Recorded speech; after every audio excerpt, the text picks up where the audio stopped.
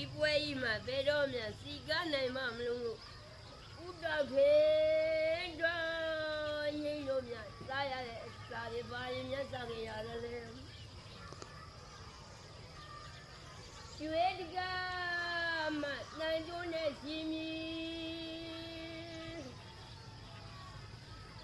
မသက်တော်တခေါသွားယောက်ျားကွယ်အာဇာနီပြီးတော့မလားဘာရဲ့နမတော်နတ်တော်မှာရှင်တယ်နတ်ကြီးကနတ်ရုပ်တွေထွက်ကြတော့လေကြီးစီရမင်းတို့ပြေးလိုက်ပါဦးပြေးပြီးပါမယ်ဒါရဲ့ခိညခမယညောက်ကဒီတာတော့မယုံခိညဘွားမယညောက်ကကိုတလို့